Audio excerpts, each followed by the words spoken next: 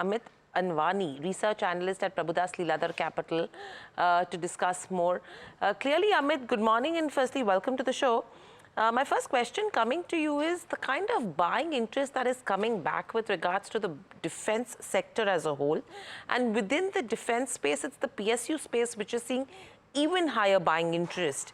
Would it be right to say that this is going to be a comeback of the defense sector as a whole in terms of the Indian listed companies?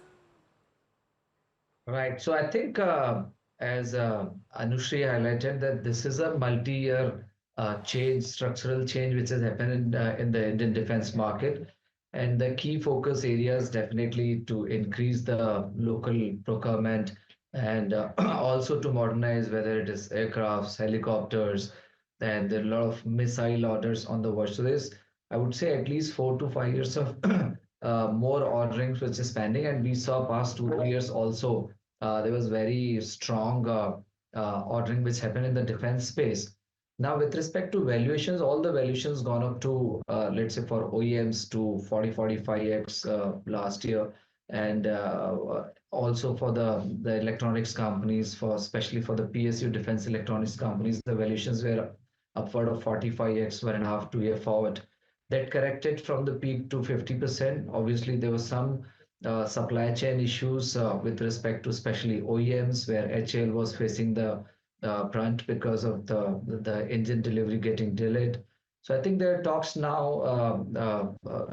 I will go. I think the space to space. So for OEMs, I think the critical part, obviously, the localization and the robust supply chain. Now I think the things are getting better, and government is also focusing. So I think HAL particularly can do better deliveries in FY26. There are talks that they can do their first delivery. I think that is also fueling the sentiments back. And second thing, we have been highlighting that defense electronics, and since the government also highlighted that this is the year of reforms, will be in focus for multi-year growth. And the government has been encouraging private companies to collaborate with DRDO for defense electronics and various other subsystems and components, where I think there's a multi-year growth opportunity for many defense companies, which is emerging. So I think we are just checking 1 year, 1.5 year forward, but we have to also see how the defense market will evolve over the next 5 years. And I think that is something all these companies are trading at least 50 80% higher than what they were trading 2 years back. You know, that's exactly the point, Amit. Good morning, Tamanna here. It's the valuations consideration, because at the first sign of trouble, the reason that a lot of these defense stocks cracked, I suppose, and you can tell us this in more detail, is the valuations just did not match what we were seeing. And the order wins seem to be the very regular kind of boosts to the stock. Is that sustainable in your view? Has anything fundamentally changed here? Because now you know that the defense capex is okay. It will be continuing at a steady clip. But are now valuations in a comfort zone for you for any of these counters? See, I think after this rally of 20, 30 odd percent, I think the OEMs are trading at, especially HL is trading at 27x 2 year forward. And I was checking the global 2 year forward multiples also for good companies where there's growth are still trading at 30x plus minus.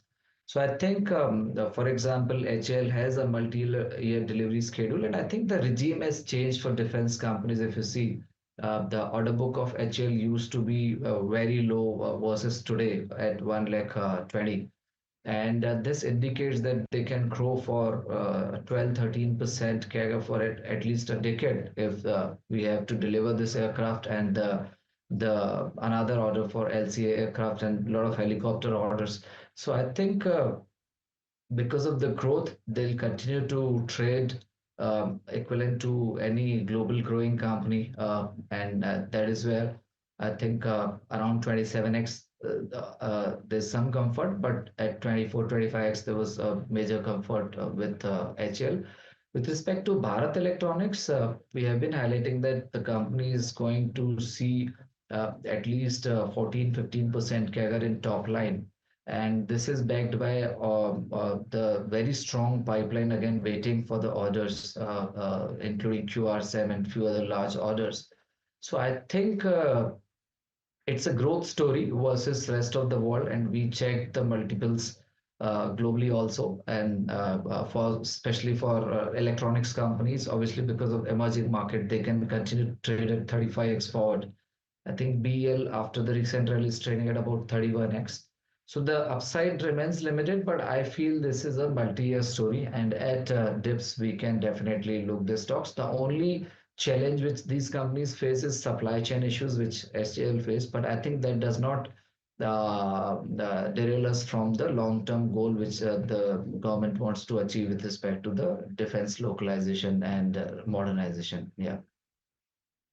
Okay, so in terms of, and that's an important aspect about valuation comfort, in terms of, uh, you know, outlook at this point, Amit, assuming that you're going to see this rally continue for a bit. I mean, we've crossed 23,800, 24,000 possibly this week, and now you're going to see some up move continue. Which are going to be your top picks in terms of defense companies?